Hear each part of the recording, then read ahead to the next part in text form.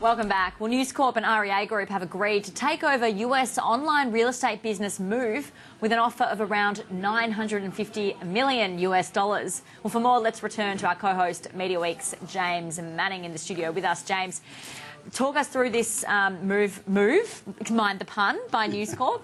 Yeah, $950 million US they're going to spend. News will hold 80% of it. REA Group, which News has 60% share of, will hold the other 20%. I think Move's ranked number 3 in terms of traffic in property websites in the US. The number 1 and 2 players, though, are, I think, in negotiations of a merger. So I'm not sure if they're both going to keep their brands or not. But it's still a very big player, Move. So you'd think a pretty good acquisition if they can move their successful formula here overseas. Yeah, OK. Also, the Shine merger with Endemol and Core Group seems to be progressing, but Elizabeth Murdoch looks to step down. Yeah, she's sort of been out of the day-to-day running of the business for a little while, I think, holding a role as chairman, but they've appointed someone else who will run the merged company if it comes off. Those other 2 companies, of course, Endemol and Core, both controlled by Apollo, the private equity investor.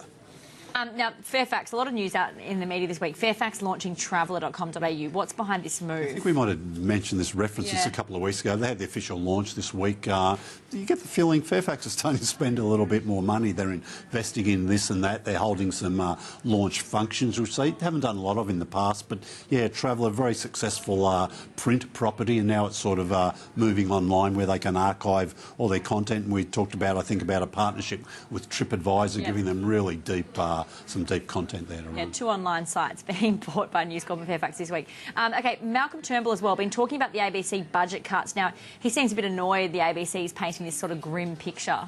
Yeah, if you like, the ABC seems to be saying, you know, being a bit scaremongering, if you like, saying, look, we might cut this, we might cut that, whether it's Peppa Pig or Lateline, you know, different markets there. The people's favourite shows might be missing.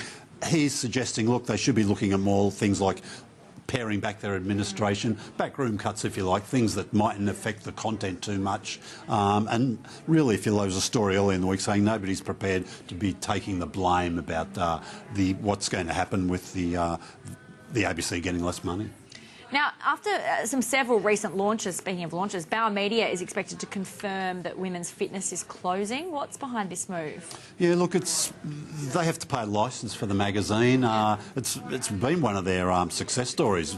2 years old, circulation's gone up a little bit, but in the ad markets hasn't been great for magazines this year. Would be an understatement. And they've had a lot of launches recently. The a TV Week spin-off, a Yours magazine, the Homes Plus title. So they've been very active with launches, maybe taking their eye off the ball of the existing titles a little bit, and some of their numbers aren't great. So, yeah, big pressure under magazines, and you've got to think the days of new launches, these are the last things by Bauer have been doing this year. That might be the last we're going to see maybe forever in terms of print products. Speaking of magazines, this week it's been big talk about the George Clooney wedding. Of course. Yes. Who bought the rights in Australia? Yeah, they went to Women's Day, got their hands on these, and they put out a 16-page section today. A little bit controversial for some people, though. They didn't put out a new issue. They just repackaged the magazine that already came out on Monday. So, what was behind that? Well, I guess maybe they couldn't get it together. They thought they got to get the photos out quickly. Well, because you've got online these days, everyone sees all the photos anyway. That's right, yeah. But then if you've already spent your $4, whatever it is, on Women's Day, are you going to go and spend another $4 just to get those 16 pages? Arguably not. Interesting. All right. And the AFL Media Awards announced this week. Yeah, look, some big name winners there. Caroline Wilson from The Age. She's also on Footy Classified on TV with 3AW. Dennis Cometti won for Best TV Caller. Been a bit of speculation he might retire after the current footy rights deal. Anthony Hudson, a radio announcer for SEN. AFL Media, the Code's own media organisation, also won a few awards for Best Social Media, and they run the photo division too. They picked up some gongs. Right, we do have to take a quick break here on Media Week, but coming up, we'll take a look at Survey 6 of the GFK radio ratings. Who came out on top? We'll tell you next.